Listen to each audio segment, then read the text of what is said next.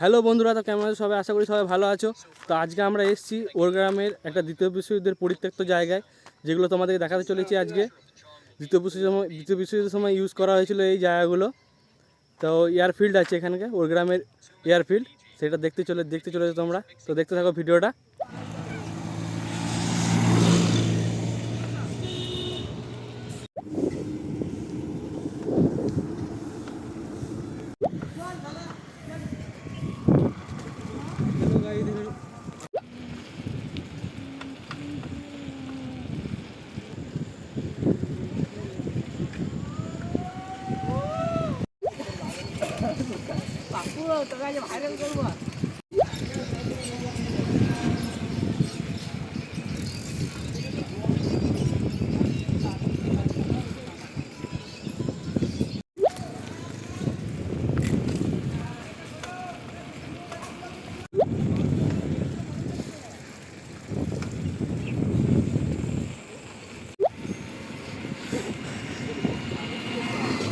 কোথায়?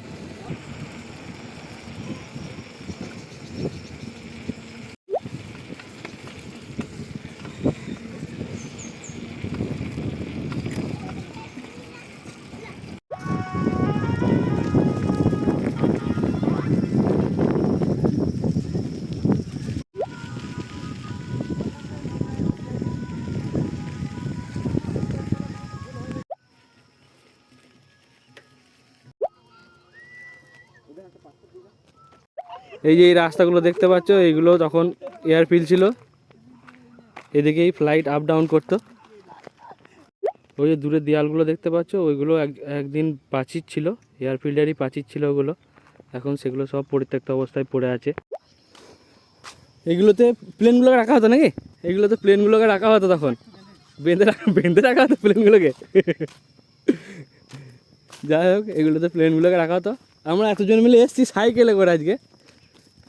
আমাদের বাড়ি ওর গ্রামে, তার জন্য না।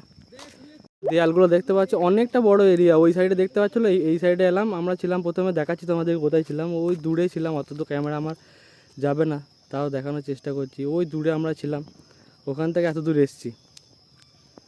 তো এইদিকেও এটা লাস্ট বর্ডার এই সাইডে এখনও আছে। ওইদিকে আরও রেল স্টেশন আছে, মানে রেলের প্ল্যাটফর্মগুলো আছে এখনও পরিত্যক্ত অবস্থায় পড়ে আছে, সেগুলো দেখাতে যাব। রাইডার রাইডার রাইডার চলে এসছে, বিশাল সিট করছে ওকে। রাজ্যের সিট ওকেই করছে। হাই করে দাও রাইডার ভাই, হাই করে দাও একবার। ফেলে দে,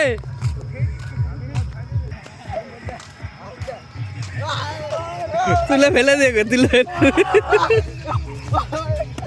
তুলে দেখা, এটা তুলে দেখা।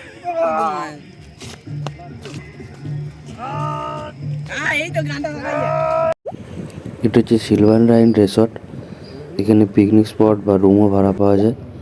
আর এটা হচ্ছে বাংলো, অনেকই পুরনো। আর এখানে কিছুটা পার্কের মতো করা হয়েছে। এখানেও 4টে রুম আছে। পরে একদিন কোনো দিন অন্ধকারে ছিল, পরে যেতে পারিনি। একদিন গিয়ে অন্যদিন দেখিয়ে দিয়ে আসবো। আর এটা ভাতার গভর্নমেন্ট ITI কলেজ।